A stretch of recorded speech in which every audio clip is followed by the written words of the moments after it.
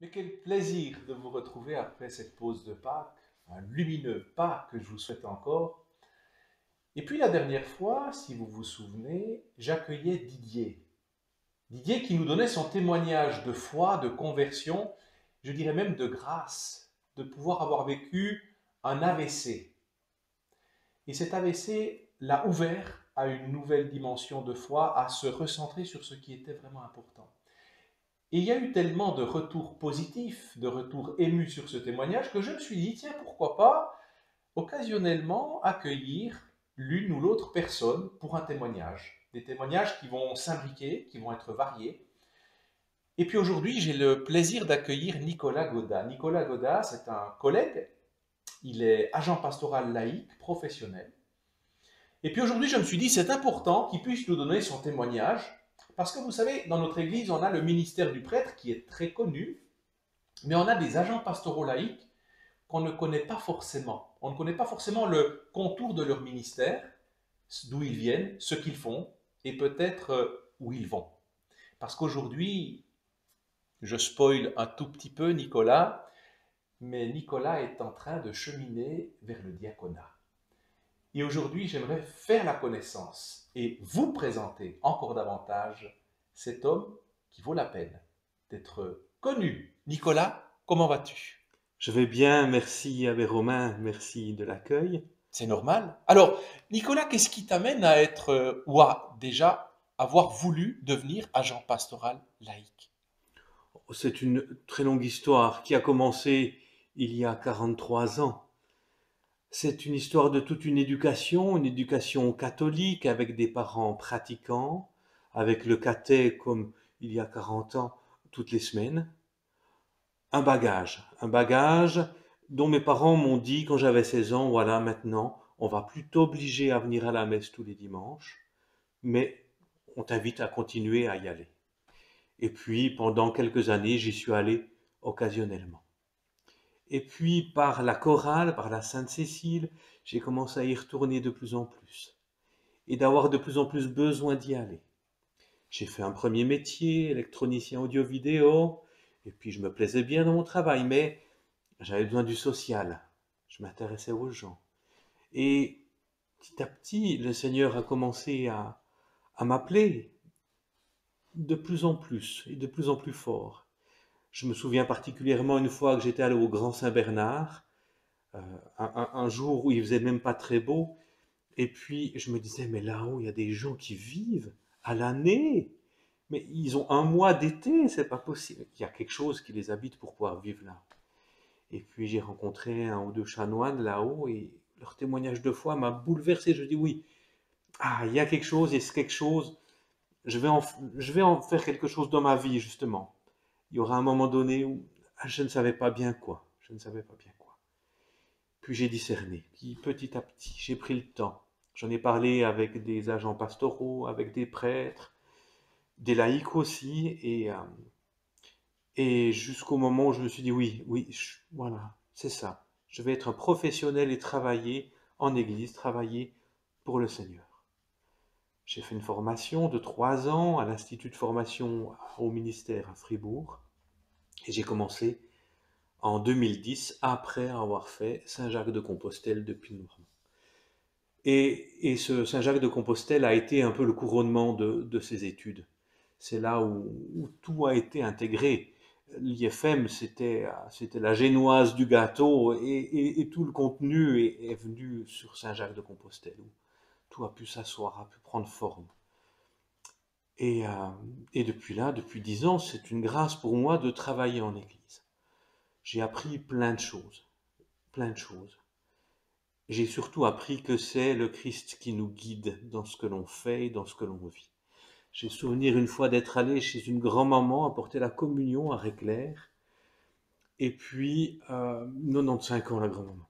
Je sonne pour y apporter la communion, elle me dit ah, vous tombez bien, il y a mon beau-fils qui est décédé, j'ai eu le téléphone il y a 1 heure, je suis bouleversé, venez. Et moi je me suis dit mais pourquoi c'est moi? Pourquoi c'est pas l'abbé qui va? Et puis qu'est-ce que je vais y dire? Et en passant le pas de porte, je dis mais Esprit Saint, aide-moi. Parce que là, moi, je suis emprunté. Et on a passé 1 heure avec cette dame. Moi-même, j'étais surpris des mots qui sortaient de ma bouche. On a prié ensemble. Elle a été réconfortée. Et je suis reparti de chez elle, elle était soulagée, elle était apaisée. Et moi-même, je suis rendu compte que c'est pas moi qui ai fait les choses, mais l'Esprit Saint a utilisé le pauvre outil que je suis pour faire quelque chose. Et ça, c'est assez merveilleux quand on prend conscience de ça, qu'on arrive à s'abandonner et puis laisser faire l'Esprit nous guider dans l'exercice de notre ministère. Mhm. Et de plus en plus, je peux le vivre quand j'anime des funérailles, s'il y a pas la messe, ou même si je le fais avec le prêtre. Voilà, il y a un moment donné où pour rejoindre la famille, on ne peut pas aller avec notre bagou et puis simplement dire des choses qu'on sait. Non, il faut de l'empathie. Et puis il faut avoir l'envie que le Christ fasse sa volonté au milieu de cette famille. On sent très fort en toi, Nicolas, cette volonté de devenir un instrument du Christ, de te mettre dans le fond au service, de te mettre au deuxième plan. Oui. Et ça, je crois que c'est une qualité extraordinaire, c'est un signe très fort d'humilité. La question qui peut se poser, et que sans doute on peut se demander aujourd'hui, d'être père de famille, parce que tu es père de famille, est-ce que c'est facile à négocier en même temps un ministère laïque en Mm. Église et une présence paternelle à la maison? Parce que j'imagine, alors, on nous dira, oui, mais les médecins ou beaucoup de métiers ont aussi des permanences et des horaires un peu farfelus. Mais est-ce que tu arrives à bien gérer ça? Est-ce que tu arrives à être en même temps papa et en même temps à être chrétien engagé professionnellement? Oui, et c'est un exercice de jonglerie perpétuelle. Il faut beaucoup de tolérance de la part de mon épouse, de mes enfants, c'est essentiel. Mais après, mon épouse sait que je suis bien quand je réponds à cet appel du Christ. Et elle sait depuis le début que c'est un ministère, qu'il y a des demandes des fois particulières, mais c'est une évidence pour elle s'il y a un téléphone le dimanche après-midi, qu'il y a un décès difficile, accidentel ou un suicide, eh ben j'y vais. Mhm. Il n'y a pas à discuter, j'y vais. Ma place est auprès de cette famille et voilà. Et dans cette situation-là, je ne peux pas réfréner cet appel-là et ma femme en est consciente. Et elle accueille ça parce qu'elle sait que voilà, ça fait partie de moi. Dans cet appel à devenir un futur diacre, parce que tu es en chemin maintenant, bien sûr que c'est l'Église qui va confirmer, parce que c'est toujours l'Église qui confirme notre appel, ton épouse, justement, est un élément central, parce que l'épouse dans ce cheminement doit aussi valider et, on peut dire, cautionner et s'engager dans ta vocation diaconale. J'imagine que c'est le chemin que tu suis actuellement, mais dans le fond, pour toi, qu'est-ce qui va changer dans ta vie en devenant diacre? Et le diacre, pour toi, c'est qui? Si tu devais en quelques mots en dessiner les contours. Je vis un ministère de diacre non ordonné depuis 10 ans. C'est la première chose. Je suis au service des gens, je suis aumônier à la prison. Voilà, j'ai cette fibre-là depuis toujours, même avant d'être engagé en église. J'ai ça. Maintenant, on n'est pas obligé d'être catholique pour aimer son prochain, pour être altruiste en plus, mais il y a quelque chose de plus qui est venu se poser là-dessus. Dieu ne nous laisse jamais tranquille, enfin il ne me laisse jamais tranquille, j'ai l'impression. Allez, on s'engage en église, on fait la formation, tout va bien. Et après, il y a ci, et après. Et voilà, la question du diaconat, elle est là depuis longtemps, et puis je la repoussais en me disant, mais peut-être qu'un jour, et puis j'ai dit, allez, cette fois, je vais vraiment me poser la question de manière sérieuse. Et puis je me suis renseigné, et puis j'ai beaucoup prié, beaucoup prié. Et tous les signes me venaient à me dire, mais allez, c'est une évidence. Arrête de ne pas vouloir le voir. Maintenant, c'est une évidence et prends ça sérieusement. Le diacre, c'est celui qui est au service. C'est le visage du Christ serviteur. Et ce visage-là me parle particulièrement parce que, comme tu le disais, je suis pas le leader, je suis pas le chef. Moi, j'aime bien être le discret qui fait le travail de fond et puis que ça fonctionne. J'aime bien être celui qui va vers les plus pauvres, vers les prisonniers, parce que c'est là que Jésus m'attend. Jésus m'attend là. Donc c'est là que j'ai envie d'être présent. Ça engage toute ma famille. Mhm. Ça engage aussi mon épouse, bien Mhm. sûr. Ça engage aussi mes enfants. J'en ai parlé avec Maude et j'avais presque pas d'intérêt à devenir diacre parce que je suis engagé en église. J'ai un salaire convenable, confortable, ça se passe bien. Puis je pourrais faire ma vie jusqu'à la retraite comme ça. Mais cet appel va tellement au-delà que je ne peux pas dire non. Je ne peux pas ne pas aller vers ce diaconat. Mhm. Et mon épouse en est absolument consciente. Elle m'a dit, Mhm. quand j'en ai parlé, elle m'a dit, mais c'est une évidence, ça fait Mhm. longtemps que je le sais, ça fait longtemps que Mhm. tu en parles. Je dis, je le parlais, mais je me questionnais. Elle me dit, mais évidemment, Mhm. vas-y, allons-y. Il y avait ça.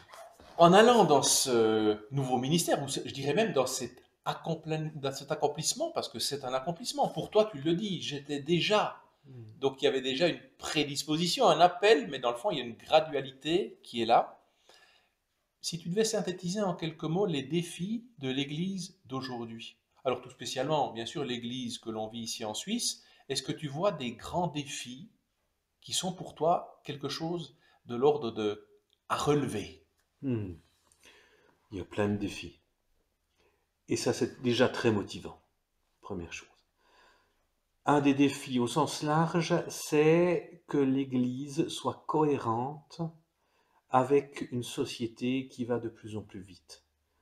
Perpétuelle évolution, les mœurs changent, tout va vite.